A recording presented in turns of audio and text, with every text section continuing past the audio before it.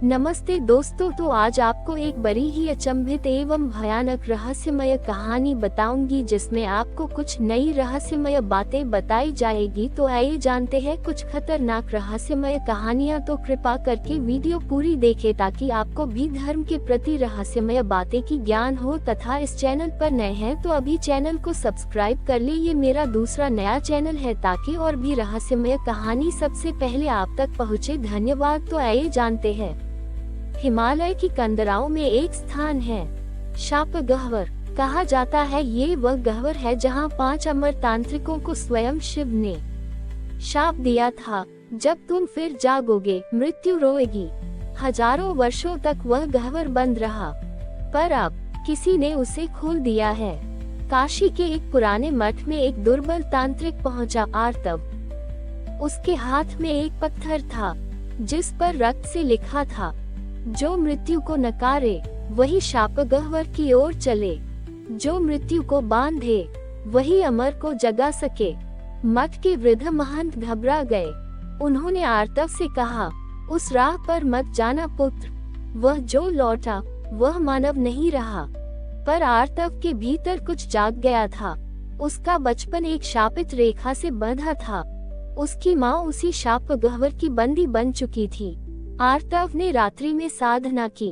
उसने मृत सिरों की माला बनाकर शिव के तांत्रिक स्वरूप को पुकारा, शिव, अगर मैं मृत्यु को बांध सकूं, क्या मैं अमरता के द्वार खोल सकता हूं? एक भयावह उत्तर मिला, न अमरता मांग, बल्कि उसका भार उठाने को तैयार हो।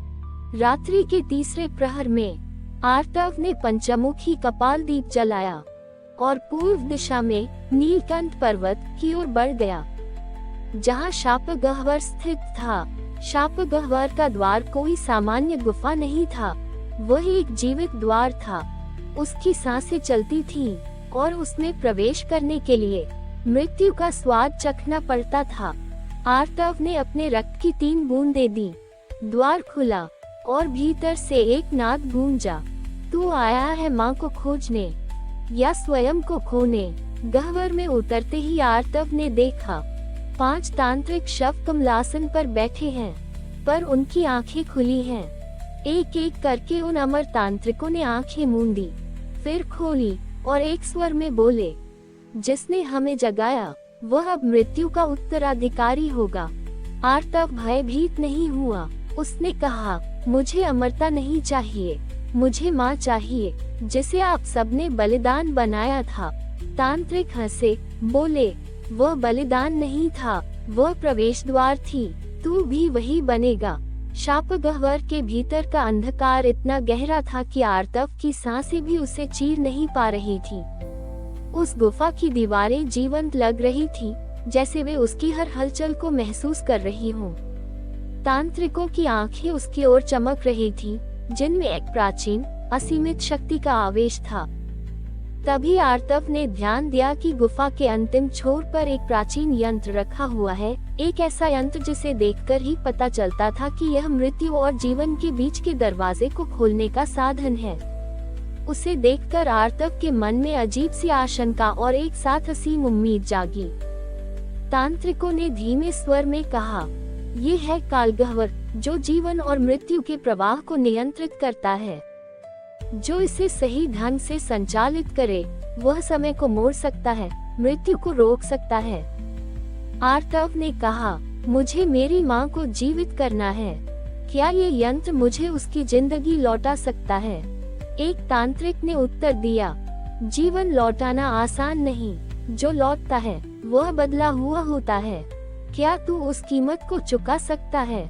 आर्तव ने दृढ़ता से कहा, मैंने अपनी पूरी जिंदगी उस शाप के लिए बिताई है। मैं अपनी माँ के बिना अधूरा हूँ, चाहे जो भी हो मैं तैयार हूँ। तांत्रिकों ने आर्तव की आंखों में देखा और धीरे धीरे गुफा की दीवारों पर प्राचीन मंत्र उभरने लगे। मंत्रों की गूंज से गुफा कांपने लगी। आर्तव ने यंत्र के पास जाकर उसे चालू किया। अचानक समय की धारा उलटने लगी, मृत्यु का प्रभाव धीमा पड़ने लगा, लेकिन साथ ही गुफा में एक भयंकर ऊर्जा फूट पड़ी, जैसे कोई प्राचीन शक्ति जाग गई हो। आर्तव महसूस करने लगा कि यह यंत्र केवल जीवन लौटाने का नहीं, बल्कि एक बड़ी लड़ाई की शुरुआत है, जीवन और मृत्यु के बीच एक अनदेखी जंग। जब आर्तव ने काल गह्वर को सक्रिय किया, तो एक असाधारण ऊर्जा ने गुफा को पूरा घेर लिया। काल गह्वर से निकलती लौ ने आर्तव के शरीर को एक विचित्र शक्ति से भर दिया, लेकिन साथ ही उसके सामने एक छाया भी प्रकट हुई, एक प्राचीन मृत्यु ऋषि, जिसका नाम था कालरूप। कालरूप का चेहरा अर्धांधकार में धुंधला था, पर उसकी आंखों में अनंत शून्यता और क्रूरता थी। उसने बोला, तूने मृत्यु के नियमों को तोड़ा है आर्तव। क्या समझता है तू, अनंत का भार उठाना आसान है? आर्तव ने हिम्मत दिखाते हुए कहा, मृत्यु का भय मुझे नहीं रोक सकता। मैं अपनी माँ को वापस लाना चाहता हूँ, और इस बार कोई शाप हमें नहीं तोड़ पाएगा। कालरूप हंसा, तू अपनी माँ को जीवित कर सकता है, लेकिन जीवन और मृत्यु के बीच का संतुलन बिखर जाएगा। जब संतुलन टूटेगा, तब समय के रक्षक कालदूत यहाँ प्रकट होंगे। आर्तव ने कहा, मैं सामना करने को तैयार हूँ। तभी गुफा के चारों ओर भयानक अंधेरा फैल गया, और 5 कालदूत प्रकट हुए। वे विशाल, भयावह आकृतियां थीं, जिनके हाथों में मौत के फंदे और अग्नि की लौ थी। कालदूतों ने घोषणा की, तूने नियमों का उल्लंघन किया है। अब तेरा और तेरी माँ का भाग्य कालचक्र के हाथों निर्धारित होगा। आर्तव ने अपनी शक्ति जुटाई और कालगह्वर के यंत्र की ऊर्जा से अपनी माँ के लिए एक सुरंग खोली, जहाँ उसकी माँ मायावती मृत्यु के बंधन से बाहर आ रही थी। कालदूतों ने उस सुरंग को बंद करने की कोशिश की, और इस तरह शुरू हुई एक भयंकर लड़ाई, जहाँ जीवन और मृत्यु की शक्तियाँ आमने सामने थीं। आर्तव ने अपने भीतर छिपी तांत्रिक शक्तियों का उपयोग किया, मंत्रों का उच्चारण किया, और अपने अतीत के शाप से मुक्त होने का संकल्प लिया। मायावती ने धीरे धीरे अपनी चेतना वापस पाई और अपने बेटे को देखा। उसकी आंखों में एक आंसू था, जीवन का पुनर्जन्म। कालदूतों ने आखिरी बार एक संयुक्त आघात किया। आर्तव ने जान लिया कि केवल बलिदान से ही वे सभी बच सकते हैं। उसने अपना जीवन कालगह्वर की ऊर्जा में विलीन कर दिया। उसकी आत्मा और कालगह्वर एक हो गए। गुफा की दीवारें चमकने लगी और कालदूत धीरे धीरे गायब होने लगे। मायावती को जीवन मिला, पर आर्तव अमरता का दास बन गया, कालगह्वर के संरक्षक के रूप में। शापगह्वर फिर से बंद हो गया, लेकिन अब एक नई चेतना के साथ। आर्तव का बलिदान एक नए युग की शुरुआत थी, जहां जीवन और मृत्यु के बीच संतुलन बना रहा। मायावती ने प्रतिज्ञा की कि वह अपने पुत्र की कथा को भविष्य की पीढ़ियों तक पहुंचाएगी, ताकि कोई भी फिर से मृत्यु के नियमों को न तोड़े। मायावती ने अपने पुत्र आर्तव की कहानी को गांव के हर बच्चे को सुनाना शुरू किया। वह बताती कि कैसे जीवन और मृत्यु के बीच संतुलन बनाए रखना आवश्यक है, और अमरता का दाम कभी भी मामूली नहीं होता। समय के साथ मायावती ने अपने पुत्र के बलिदान की याद में एक मंदिर बनवाया, कालगह्वर मंदिर, जो हिमालय की तलहटी में एक पवित्र स्थल बन गया। यहाँ लोग आते, प्रार्थना करते और जीवन मृत्यु के रहस्यों को समझने की कोशिश करते। आर्तव के आत्मा रूप में कालगह्वर के साथ जुड़ जाने के बाद वह अब गुप्त रूप में पर्वत की रक्षा करता था, लेकिन उसकी शक्ति की आभा धीरे धीरे एक नई पीढ़ी को आकर्षित करने लगी। वे युवा जो अमरता की खोज में नहीं, बल्कि जीवन के सच्चे अर्थ को समझना चाहते थे। उनमें से एक थी अन्वी, एक युवा साध्वी, जो अपने गुरु की सलाह पर कालगह्वर की ओर चली। अन्वी की सोच आर्तव से अलग थी। वह न केवल शक्ति चाहती थी, बल्कि संतुलन और ज्ञान की खोज में थी। अन्वी जब कालगह्वर मंदिर पहुंची, तो गुफा के द्वार पर आर्तव की शक्ति ने उसे परखा।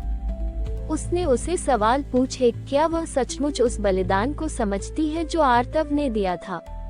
क्या वह जानती है कि जीवन और मृत्यु के बीच की लकीर कितनी नाजुक है? अन्वी ने अपने मन की सच्चाई से जवाब दिया, मैं अमरता नहीं चाहती, मैं केवल जीवन को समझना चाहती हूँ और उसकी रक्षा करना चाहती हूँ। ये सुनकर आर्तव की शक्ति ने उसे प्रवेश दिया और अन्वी ने एक नई यात्रा शुरू की, एक ऐसी यात्रा जो जीवन, मृत्यु और पुनर्जन्म के रहस्यों को खोलेगी। अन्वी ने मंदिर में कई प्राचीन ग्रंथ पढ़े और धीरे धीरे उसने महसूस किया कि कालगह्वर केवल एक यंत्र नहीं बल्कि एक ज्ञान का स्रोत है। उसे पता चला कि जो भी इसे समझ लेता है वह जीवन और मृत्यु के चक्र को नए तरीके से देख सकता है। परंतु उसकी परीक्षा अभी खत्म नहीं हुई थी। कालदूत, जो कभी आर्तव से लड़ चुके थे, अब अन्वी के सामने चुनौती लेकर आए। उन्हें देखकर अन्वी ने भी अपनी आंतरिक शक्ति को जागृत किया। अन्वी ने न केवल कालदूतों का सामना किया बल्कि उन्हें समझाया कि संतुलन के बिना शक्ति विनाश लाती है। उसकी करुणा और ज्ञान से कालदूतों का मन भी पिघल गया। इस प्रकार आर्तव के बलिदान और अन्वी की करुणा से एक नया युग शुरू हुआ, जहां जीवन और मृत्यु के नियम समझदारी से निभाए जाने लगे और शापगह्वर, जो कभी मृत्यु का घर था, अब ज्ञान और संतुलन का प्रकाश बन गया। अन्वी ने कालगह्वर मंदिर में रहकर गहराई से अध्ययन किया और प्राचीन ग्रंथों में एक विशेष मंत्र पाया जिसे कहते थे कालवेद मंत्र। इस मंत्र का जाप करने से जीवन और मृत्यु के बीच के दरवाजे पर संतुलन कायम रहता था। यह मंत्र न केवल आत्मा को शांति देता था बल्कि उसे नए जन्म के चक्र में सुखद पुनर्जन्म दिलाने की शक्ति भी रखता था। मंत्र कुछ इस प्रकार था: ओम कालाय नमः, जीवनाय स्वाहा, मृत्युजे कुरुते, पुनर्जन्म सुखमस्तु, संतुलन लोकस्य रक्षतु सर्वदा। अन्वी ने इस मंत्र को प्रतिदिन जाप करना शुरू किया और साथ ही मंदिर में एक अनुष्ठान भी प्रारंभ किया जिसमें भक्तजन इस मंत्र के जाप से अपने पूर्वजों की आत्मा को शांति देने और अपने जीवन में संतुलन बनाए रखने के लिए प्रार्थना करते। मंदिर में प्रतिदिन होने वाले इस अनुष्ठान में लोगों ने अनुभव किया कि उनके मन और शरीर में एक नई ऊर्जा का संचार होता है। कई भक्तों ने बताया कि उनके जीवन में संकट दूर हुए और वे मानसिक शांति का अनुभव करने लगे। अन्वी ने इस अनुष्ठान को व्यापक रूप से फैलाने का निश्चय किया ताकि हर कोई जीवन और मृत्यु के रहस्यों को समझ सके और उनके बीच संतुलन बना रहे। लेकिन जहां एक और संतुलन बना, वहीं एक अंधेरी शक्ति भी धीरे धीरे जागने लगी। शापगह्वर की पुरानी शक्तियां, जो कभी आर्तव को घेर रही थीं, अब फिर से प्रकट होने लगी थी। उन शक्तियों का उद्देश्य था कालगह्वर की शक्ति को अपने अधीन कर लेना और संसार में पुनः अंधकार फैलाना। अन्वी को इस खतरे का पता चला और उसने तुरंत कालगह्वर के भीतर छिपे रहस्यों को समझना शुरू किया। उसने अपने गुरु से सलाह ली और नए रक्षात्मक मंत्रों को सीखा। अन्वी और उसके अनुयायियों ने मिलकर शापगह्वर की प्राचीन शक्तियों के खिलाफ लड़ाई शुरू की। ये लड़ाई केवल बाहरी दुश्मनों के खिलाफ नहीं थी, बल्कि स्वयं समय और जीवन के नियमों के बीच एक संघर्ष था। इस जंग में अन्वी को कई बार हार का सामना करना पड़ा, लेकिन उसकी दृढ़ता और ज्ञान ने उसे हमेशा वापस उठने की ताकत दी। अंततः अन्वी ने अपनी पूरी शक्ति लगाकर कालगह्वर के रहस्यों को खोल दिया। उसने न केवल शक्तियों का नियंत्रण अपने हाथ में लिया, बल्कि जीवन और मृत्यु के बीच सही संतुलन भी स्थापित किया। शापगह्वर की प्राचीन शक्तियां शांत हुई और संतुलन ने पुनः संसार में प्रकाश फैलाया। इस प्रकार आर्तव का बलिदान और अन्वी का ज्ञान मिलकर जीवन, मृत्यु और समय के चक्र को स्थिर रखने का माध्यम बने। कालगह्वर मंदिर आज भी हिमालय की तलहटी में स्थित है, जहां लोग आते हैं, प्रार्थना करते हैं और जीवन के रहस्यों को समझने की प्रेरणा पाते हैं। कालगह्वर मंदिर में अब शांति थी, पर प्रकृति के नियम कभी स्थिर नहीं रहते। अन्वी ने महसूस किया कि संतुलन की रक्षा करना एक सतत प्रक्रिया है और उसे अपने ज्ञान को और आगे बढ़ाना होगा। एक दिन मंदिर के प्राचीन तहखाने में उसने एक छुपा हुआ मार्ग खोजा जो एक और रहस्यमय स्थान की ओर जाता था, काल सिंधु। वहाँ के ग्रंथ बताते थे कि काल सिंधु में समय की धारा बहती है, जहाँ से अतीत, वर्तमान और भविष्य के सूत्र जुड़े हुए हैं। अन्वी ने तय किया कि यह खोज उसकी अगली बड़ी चुनौती होगी। वह काल सिंधु के रहस्यों को जानकर मानवता को और गहरा ज्ञान देगी, लेकिन इस सफर में उसे कई खतरों और रहस्यमयों का सामना भी करना होगा। अन्वी ने कालगह्वर मंदिर के प्राचीन ग्रंथों और संकेतों को समझकर उस छुपे हुए मार्ग की तैयारी शुरू की। साथ में उसने अपने कुछ विश्वसनीय अनुयायियों को भी चुना, जो इस रहस्यमय यात्रा में उसके साथ चलने को तैयार थे। उसने कहा, काल सिंधु केवल एक स्थान नहीं, बल्कि समय की गंगा है, जहां हर क्षण का बीता हुआ, वर्तमान और आने वाला भविष्य एक साथ बहते हैं। हमें वहां जाकर इस अनंत धारा का रहस्य समझना होगा, ताकि हम मानवता को नए मार्ग दिखा सकें। काल सिंधु तक पहुंचने का रास्ता हिमालय की बर्फीली चोटियों और घने जंगलों से होकर गुजरता था। यात्रा में कई प्राकृतिक बाधाएं थीं, भारी बर्फबारी, तेज हवाएं और जंगली जानवरों का डर। एक रात जब वे एक घने जंगल में कैंप लगा चुके थे, तो अन्वी ने अपने अनुयायियों को सावधानी बरतने की हिदायत दी। तभी एक रहस्यमय आवाज ने पूरे जंगल को गूंजित कर दिया, काल सिंधु की राह आसान नहीं, जो यहाँ आए उसे अपने मन और आत्मा की परीक्षा भी देनी होगी। अगले दिन जैसे ही वे मार्ग पर बढ़े, एक विशाल गुफा के सामने पहुँचे। गुफा के द्वार पर प्राचीन निशान बने थे, जो आत्मा की परीक्षा का संकेत दे रहे थे। अन्वी ने ध्यान लगाकर गुफा के द्वार पर मंत्रोच्चारण शुरू किया। ओम आत्मा स्वाहा सत्यपथ प्रदर्शय। गुफा के भीतर एक अदृश्य शक्ति ने उन्हें अपने अंदर आने दिया, पर हर व्यक्ति को वहां अपने सबसे गहरे भय और कमजोरियों का सामना करना पड़ा। अन्वी को भी अपनी सबसे बड़ी चिंता का सामना करना पड़ा, क्या वह सच में काल सिंधु के रहस्यों को समझ पाएगी या समय की इस गंगा में खो जाएगी। गुफा के अंदर अन्वी ने अनुभव किया कि वह एक अनंत नदी के किनारे खड़ी है, जहां से अतीत, वर्तमान और भविष्य के सभी पल बह रहे थे। उसने देखा अपने पूर्वजों के कर्म, अपने वर्तमान के निर्णय और भविष्य के संभावित रास्ते। उसने महसूस किया कि समय एक चक्र नहीं, बल्कि एक बहती हुई गंगा है, जिसमें हर कोई अपनी धार छोड़ता है। ये समझकर अन्वी ने अपने मन को शांत किया और पूर्ण समर्पण के साथ उस गंगा में कदम रखा। काल सिंधु में कदम रखते ही अन्वी ने अनुभव किया कि समय के नियम यहाँ अलग हैं। यहाँ से भविष्य को बदलना संभव था, परंतु केवल सच्चे, निर्मल हृदय वाले व्यक्ति ही इस शक्ति का सही उपयोग कर सकते थे। अन्वी ने देखा कि कैसे कुछ गलतियां और निर्णय पूरे इतिहास को प्रभावित करते हैं, और यह भी कि हर व्यक्ति के कर्मों का प्रभाव आने वाली पीढ़ियों पर पड़ता है। ये ज्ञान लेकर अन्वी ने प्रण किया कि वह इस रहस्य को मानवता की सेवा में लगाएगी, ताकि सभी लोग अपने कर्मों को समझें और बेहतर भविष्य बना सकें। काल सिंधु से लौटते समय अन्वी और उनके साथियों के मन में एक नई जिम्मेदारी और चेतना जगी थी। वे समझ गए थे कि भविष्य को बदलने की शक्ति के साथ बड़ी सावधानी बरतनी होगी। इस नई ज्ञान ने उन्हें एक मार्गदर्शक का रूप दिया, जो न केवल स्वयं के लिए, बल्कि पूरे मानव समाज के लिए एक उज्जवल भविष्य सुनिश्चित कर सके। अन्वी ने अपने अनुयायियों के साथ मिलकर एक नया मिशन शुरू किया, काल ज्ञान संगम। इसका उद्देश्य था मानवों को अपने कर्मों की महत्ता समझाना, समय के चक्र को समझकर सकारात्मक निर्णय लेना और जीवन में संतुलन और सद्भावना बनाए रखना। उन्होंने इस शिक्षा को गांव-गांव, शहर-शहर फैलाना शुरू किया। लोग अन्वी के पास आने लगे, उनकी शिक्षाओं से प्रेरणा लेने लगे। लेकिन हर उजाले के पीछे अंधकार भी होता है। काल सिंधु के रहस्यों के जागने से कुछ प्राचीन और खतरनाक शक्तियां भी जागृत हो गईं, वे जिन्हें काला बादल कहा जाता था।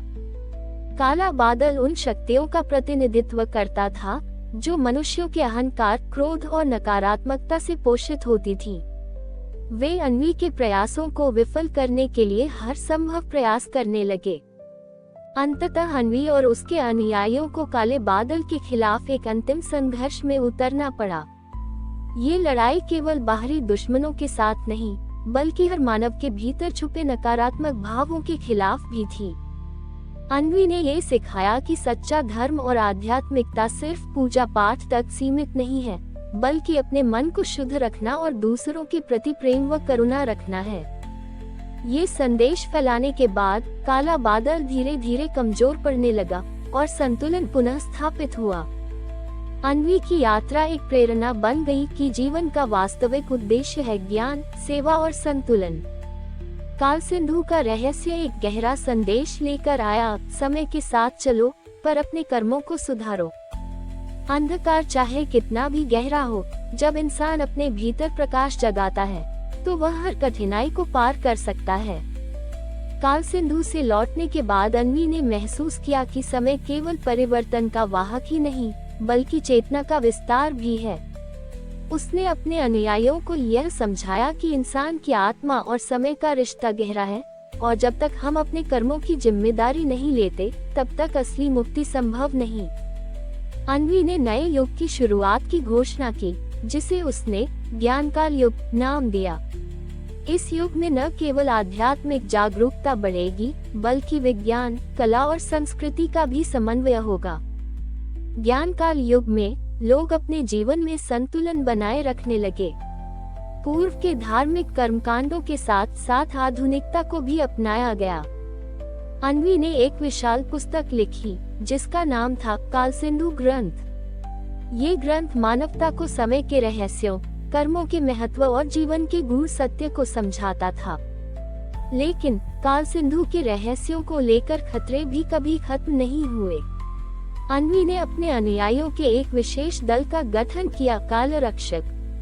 उनका कार्य था उन रहस्यों की रक्षा करना, ताकि कोई भी शक्ति इसका गलत उपयोग न कर सके।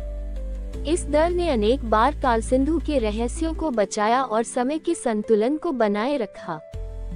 समय के साथ अन्वी वृद्ध हो गई, पर उसकी शिक्षा और संदेश अमर हो गए। उसने अपने सभी ज्ञान और अनुभव अपने अनुयायियों को सौंप दिए। अंत में अन्वी ने कहा, हम सब एक नदी की धार हैं, चाहे जीवन का सागर कितना भी बड़ा हो, हमारा कर्तव्य है इसे स्वच्छ और शांत बनाए रखना। यही हमारी असली आध्यात्मिक यात्रा है। जीवन में ज्ञान का प्रकाश जगाओ, कर्मों की गहराई समझो, और समय के प्रवाह में प्रेम और धैर्य के साथ आगे बढ़ो। अन्वी के जाने के बाद भी कालसिंधु की शिक्षाएं जीवंत रहीं। उनके अनुयायियों ने काल रक्षक दल को और मजबूत किया और ज्ञानकाल युग को नई दिशा दी। समय के साथ कई नए युवा ऋषि और साधु इस दल से जुड़े, जिन्होंने अन्वी के दर्शन और कालसिंधु के रहस्यों को आधुनिक युग के संदर्भ में समझकर लोगों तक पहुंचाना शुरू किया। कालसिंधु के रहस्यों का ज्ञान फैलने लगा और इसका असर समाज के हर क्षेत्र में दिखने लगा। लोगों ने अपने जीवन में अधिक संयम, सहिष्णुता और आध्यात्मिक जागरूकता अपनाई।